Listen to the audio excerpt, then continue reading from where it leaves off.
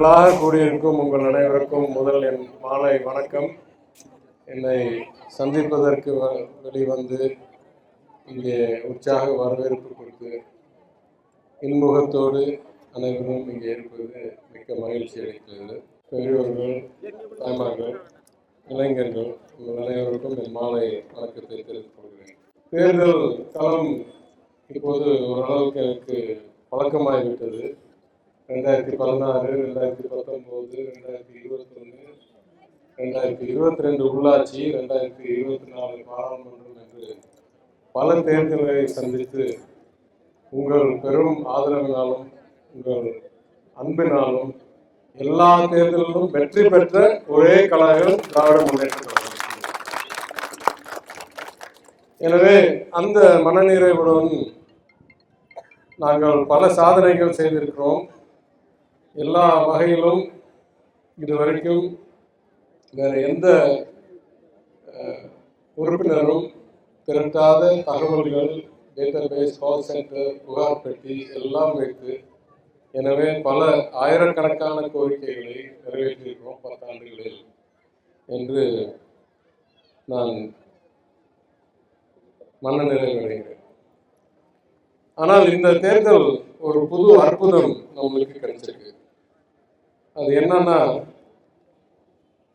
ஒரு பெரிய இயக்கமான அண்ணா திராவிட முன்னேற்ற கழகத்தில் அவங்களுடைய கட்சி வேட்பாளர் யாரையும் போடாமல் ஏதோ ஒரு ஊர்ல இருந்து ஏதோ ஒரு கட்சியில இருந்து ஒருத்தர் கூப்பிட்டு வந்து இங்க சொல்ற மாதிரி, நம்ம தோழர் மணி சொல்ற மாதிரி இறக்குமதி செய்து இங்க வந்து வேட்பாளராக போட்டிருக்காங்க. இதுல என்ன ஆச்சரியம்னா, எந்த தேர்தலையும் நான் எதிர் வேட்பாளரை பற்றி பேசினதே இல்லை. தோழர் மணி என்னை எதிர்த்து நின்று 10% வாக்கு வாங்கினவர். ஒரு நாள் அவரை பற்றி நான் தப்பாக பேசவில்லை, அவர் என்னை பற்றி தப்பாக பேசவே இல்லை. இதுதான் அரசியல் நாகரிகம், இதுதான் மதுரையுடைய பண்பாடு. ஆனால் மதுரைக்கு எந்த அடையாளமும் இல்லாமல் ஒரு வெளியூர்லேருந்து இறக்குமதி செய்யப்பட்ட சினிமா சங்கி ஒருவர் இங்கே நம்மளோட களத்தில் நாகரிகமற்ற வகையில் தினமும் வாயை பொறுத்து கொண்டே இருந்தார் பல நாட்களாக. நானும் பொறுத்து பார்த்தேன். இவருக்கு என்னைக்காவது புரிய போகுதா, இது மதுரை, இது கோயம்புத்தூர் அவரோட பூர்வீகம் இல்லை, இது சென்னை அவரோட வாழ்ற ஊர் இல்லை. ஏற்கனவே அவங்க வீட்டில் 4 கட்சி தாவி இது 5வது கட்சியில் வந்து சேர்ந்திருக்கிறார்கள். ஏற்கனவே இத்தகைய சந்தர்ப்பவாதி அரசியல்வாதிகள், தத்துவமே இல்லாத அரசியல்வாதிகள் வாயை திறந்து மிகவும் கூவுவது அவங்களுக்கே ஆபத்துன்னு தெரிய போகுதா இல்லையான்னு நானும் காத்திருந்து பார்த்தேன். ஆனால் ஒரு கிளிப்பிள்ளை மாதிரி இவரு திரைப்பட இயக்குனராக இருக்கிறவருக்கு இன்னைக்கு பார்த்திபன் குமார் என்ற ஒருத்தர் அவர் இயக்குனராகி இவரை நடிகராகி ஆக்கி ஏசி சண்முகம் என்று ஒரு ஊழலில் மிதக்கிற ஒரு அரசியல்வாதி, அவரு பேருக்கு ஒரு கட்சி வச்சிருக்கார். உண்மை பேரு அது ஏசி சண்முகத்தின் தோல் காப்பாற்றும் கட்சி, அதுதான் அதோடைய உண்மை பேர். ஆனால் நீதி கட்சிக்கு அவதூறு இழக்கும் வகையில் அதற்கு துப்பில்லாத ஒரு நபர், ஜாதி வெறியன், அதுக்கு புது நீதி கட்சி பேர் வச்சிருக்காங்க. எவ்வளோ கேவலம், எவ்வளோ அசிங்கம், கொந்தளிப்பு வருது எனக்கு. என்ன பண்றது, காலத்தின் கொடுமை. இந்த நபர் பார்த்தீங்கன்னா ஒரு தனிப்பட்ட தன்மை உள்ள நபர். என்ன சின்னத்தில் நிற்கிறாங்க, இரட்டை இலை. அம்மையார் ஜெயலலிதாவால் இவர் மேல் நடவடிக்கை எடுக்கப்பட்டு ஆற்றுக்கு நடுவில் கட்டியிருந்த கட்டடங்களில் கிட்டத்தட்ட மாணவர்கள் சாகும் அளவுக்கு வெள்ளம் வந்து, அதற்கு பிறகு இவர் மேல் அரெஸ்ட் வாரண்ட் போட்டு இவர் தலைமறைவாகி அரசாங்கம், அம்மையார் ஜெயலலிதா அரசாங்கம் போய் அந்த கட்டடத்தெல்லாம் ஆற்றுல கட்டினதை இடிச்சு வெளியேற்றின நபர் இவர். பச்சோந்தி இன்னைக்கு அதிமுக சின்னத்திலேயே வந்து நிற்கிறாரு. என்ன மாதிரி ஒரு கேடுகட்ட ஒரு நபர்னு தெரிஞ்சுக்கங்க. இன்னும் பல சுவாரஸ்ய தகவல் இருக்கு இந்த நபரை பற்றி, இன்னும் வரும் நாட்களில் நான் சொல்கிறேன். குறிப்பாக இன்னும் ஒன்று மட்டும் சொல்றேன், இது வரைக்கும் வாழ்க்கையில நின்ற எல்லா தேர்தலிலும் ஒரு முறை திரு எம்ஜிஆருடைய ஆதரவினால் அலையினால் வெற்றி பெற்றாரே தவிர பாக்கி எல்லா தேர்தலையும் பணத்தை இறக்கி இறக்கி இறக்கி தோல்வி அடைந்தார். இதுதான் இந்த மனிதருடைய அடையாளம். நான் கேட்கிறேன், 3ஆவது தடவை நான் இங்க நிற்கிறேன். என்னைக்காவது ஒரு தடவை நான் அவங்கள்ட்ட வந்து நான் பணம் கொடுக்குறேன் எனக்கு ஓட்டு போடுங்கன்னு கேட்டிருக்கேனா? கரெக்ட். நான் கை சுத்தமானவன் என்று இங்க பெருமையோடு நிற்கிறேன். இந்த கபட நாடகம் நடிக்கும் ப்ரொடியூசர் அவர் ஏதோ ஒரு ஆளை கூப்பிட்டு வந்து மதுரையை வச்சு பெருமை காணலாம் என்று சிந்திச்சுட்டு இருக்காங்க. இதெல்லாம் ஒருபோதும் இங்கே எடுபடாது. ஏன் எடுபடாது என்றால், மதுரை மண் வரலாற்று சிறப்பு மிக்க மண், கொள்கை ரீதியாக சிந்திக்கக்கூடிய மண், நியாயத்தை தேடிய கண்ணகியின் மண், திராவிட இயக்கத்தில் முக்கிய இடம் பெற்ற மண்.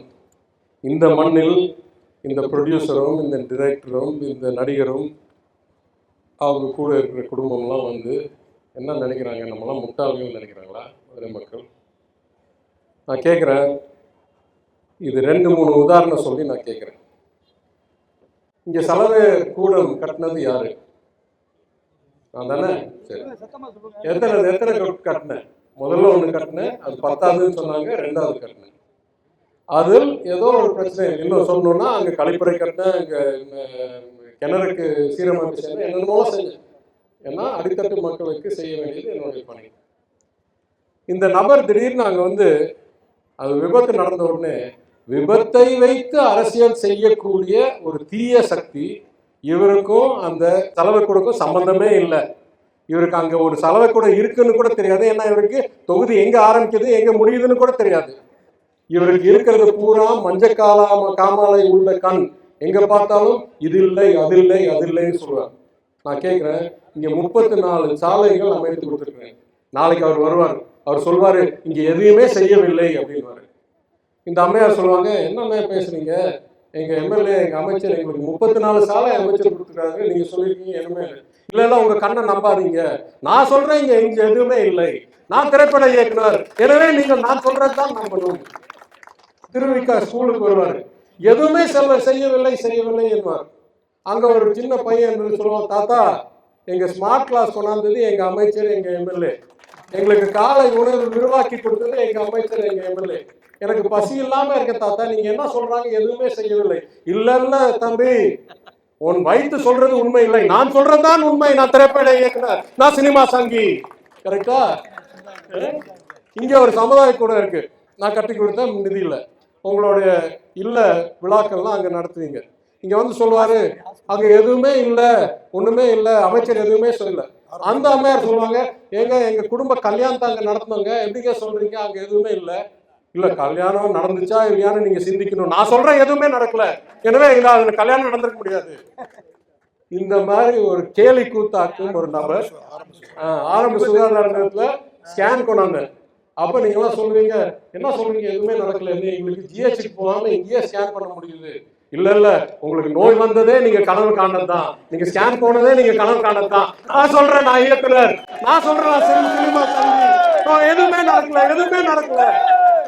இந்த அளவுக்கு இருக்கிற நபர்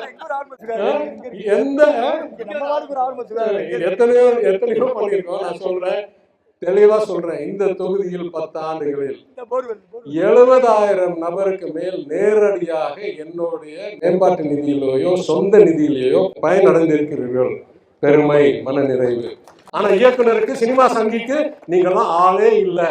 ஏன்னா உங்க 70,000 பேர் நீங்க இல்லவே இல்லை. அவர் கண்ணுக்கு மஞ்ச காமாலை தானே இருக்கு, எதுவுமே நடக்கலையே. அப்ப எப்படி இவர் 70,000 நபர்கள் நல்லா இருக்காங்க?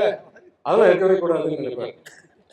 இந்த பச்சோந்தி, இந்த சந்தர்ப்பவாதி, இந்த 5 கட்சி தாவன ஒரு நபர், அரசியலுக்கு சம்பந்தப்படாத ஒரு நபர், வாழ்க்கையில 10 ரூபாய் ஒரு நலத்திட்டம் செய்யாத நபர், வாழ்க்கையில 1 மணி நேரம் பொது சேவை செய்யாத நபர் இங்க வந்து சொல்றாராம், அவர் தான் உங்களுக்கு எல்லாம் விடியல் கொடுக்க போறாராம். என்ன மாதிரி ஆளு? செலவை கூடம் இருக்குன்னு கூட தெரியாத நபர் தீ விபத்து நடந்த உடனே அங்க போறாரு. நானும் போனேன், ஏன்னா நான் கட்டி கொடுத்தது என் தொகுதி, என்னுடைய கடமை. நான் போய் என்ன பண்ணேன், எப்படி இது தீ விபத்து நடந்தது? நான் பொறியாளர், நான் பல பட்டம், பல உலக பெரிய பல்கலைக்கழகங்களில் ஆராய்ச்சி பெற்றிருக்கிறேன், கல்வி பெற்றிருக்கிறேன். ஃபெயிலியர் அனாலிசிஸ் அப்படின்ற ஒரு தலைப்பையும் கற்றுக்கொண்டிருக்கிறேன். எனவே என்னென்ன சிம்டம் இருக்குது, எங்கெல்லாம் என்ன பிரச்சனை, இது எப்படி நடந்திருக்க முடியும், இது எப்படி திருத்தணும் என்று போய் நான் ஆய்வு செய்கிறேன். ஏன் இது செய்கிறேன்னா, இதோட பழக்கம் உங்களுக்கெல்லாம் ஞாபகம் இருக்கும். 6 மாதத்துக்கு முன்னால் எல்ஐசி கட்டடத்தில் ஒரு தீ விபத்து நடந்து ஒருத்தர் மறைந்தார். ஞாபகம் இருக்கா இல்லையா? அப்போ பாக்கியெல்லாம் சும்மா போய் ஃபோட்டோ எடுக்கிறதுக்கு போனாங்களே தவிர, நான் போய் ஆய்வு செஞ்சுட்டு போலீஸ் கமிஷனரை கூப்பிட்டு கலெக்டரை கூப்பிட்டு நான் என்ன சொன்னேன், என் கணிப்பில் இது இயற்கையாக நடந்த விபத்தில்லை, இதில் ஏதோ மர்மம் இருக்கிறது. நான் பல இடங்களில் ஆராய்ச்சி செய்தவன், இது சாதாரண ஒரு விபத்து இல்லை, இது திட்டமிட்டு செய்யப்பட்டிருக்கிற மாதிரி இருக்கு. நான் யாரையும் தனிப்பட்ட முறையில் குற்றச்சாட்டு வைக்கலை, ஆனால் இதை ஆய்வு செய்யுங்கள் என்று சொன்னேன். 2 மாதங்களுக்குள் கலெக்டரும் தனியாக கூப்பிட்டாரு, கமிஷனரும் தனியாக கூப்பிட்டாரு. சார் நீங்க சொன்னதுதான் ரைட்டு, அது திட்டமிட்டு அங்க இருந்த ஊழியர் கொலை செஞ்சிருக்காரு இந்த நபரை, இதுதான் படித்தவர்களுடைய அடையாளம், இதுதான் எங்களுடைய பணி. இங்க பின்னால ஒரு போர்வெல் வச்சிருக்காரு, அது ரொம்ப நாளா கோரிக்கை வைத்திருந்தது. உடனே நான் வந்த உடனே நிறைவேற்றி பெற்று இங்க பல பேருக்கு பட்டா கொடுத்துருக்கேன். நாளைக்கு அவர் பிரச்சாரம் வரும்போது என்ன சொல்லுவாரு, இங்க எதுவுமே நடக்கல, எதுவுமே நடக்கல, எதுவுமே நடக்கல. இவர் பிரச்சாரம் செய்யும்போது ஒரு 5 பேர் நிற்கிறாங்க. அந்த 5 பேர்ல ஒரு யார் தெரியுமா? PM மன்னன் என்ற முன்னாள் கவுன்சிலர், முன்னாள் துணை மேயர். மன்னன் உட்பட்ட ஒரு 4-5 பேர் கூட நிற்கிறாங்க. அவர்கிட்ட ஒரு ரிப்போர்ட்டர் கேட்குறாங்க, ஏயா சினிமா சங்கி, உனக்கு MLA பணி முக்கியமா இல்லை திருப்பி திரைப்படம் போகிற திட்டமா? அப்போ ஐயா சொல்றார், அது இப்போதைக்கு என்னால் சொல்ல முடியாது, அது தேர்தல்லாம் நடந்த பிறகுதான் சொல்லணும். ஏன்னா நான் பிரபல இயக்குனர், பிரபல நடிகர், நான் திரைப்படம் பெரிய சக்சஸ் ஸ்டார், சினிமாலேருந்து வந்த சங்கியா இருந்தாலும் நான் சினிமாக்காரன் தான் அப்படின்றார். பார்த்தா சுற்றி இருக்கிற 5-6 அதிமுக நிர்வாகி, மொத்தமே அவ்வளோதான் பாக்கி இருக்காங்க மத்திய தொகுதியில், அது வேற. அவங்க அதிர்ச்சி அடைகிறாங்க. என்ன இவருக்காக நாங்கள் போய் ஓட்டு கேட்டுட்டு இருக்கோம், இவருக்காக போய் மக்கள்கிட்ட நம்ம பேரை நம்ம உறவை பயன்படுத்தி கேட்டுட்டு இருக்கோம். கேள்வி கேட்டால் சொல்றாரு, தேர்தலுக்கு பிறகுதான் நான் சொல்வேன் நான் MLA-யா இல்லை நான் திரைப்பட இயக்குனரா. இந்த மாதிரி சந்தர்ப்பவாதி, சம்பந்தம் இல்லாத நபர், அரசியல் கொள்கையில் சைஃபர், சட்டமைப்பில் யாருக்கு என்ன பொறுப்பு, கவுன்சிலருக்கு என்ன பொறுப்பு, MLA-க்கு என்ன பொறுப்பு, MP-க்கு என்ன பொறுப்பு, மாநில அரசாங்கத்துக்கு என்ன பொறுப்பு, மாநகர அரசாங்கத்துக்கு என்ன பொறுப்பு, ஒன்றிய அரசாங்கத்துக்கு என்ன பொறுப்புன்னு அடிப்படை புரிதல் இல்லாத சட்டமைப்பு சைஃபர். மதசார்பின்மைக்கு காப்பாற்றுவதில் எந்த எண்ணமும் இல்லாமல் மதவெறிக்காரர். மதுரையில என்ன இருக்கு என்ன இல்லைன்னு தெரியாத ஒரு சைஃபர்.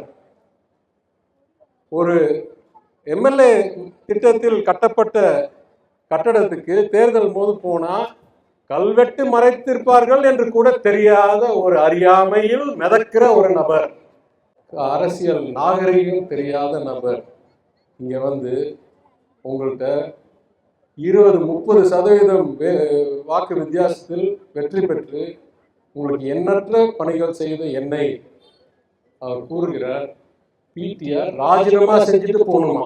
யாருக்கு? இந்த சங்கிக்கு. இந்த சங்கிக்கு நான் ராஜினாமா செஞ்சுட்டு போகணுமா? என்ன நினைக்கிறீங்க நீங்கெல்லாம்? அவருக்கு என்ன பதில் சரியான பதிலா இருக்கும்? டெபாசிட் இல்லாம அனுப்பினாதான் நம்மளுக்கு சுயமரியாதை மதுரைக்கு.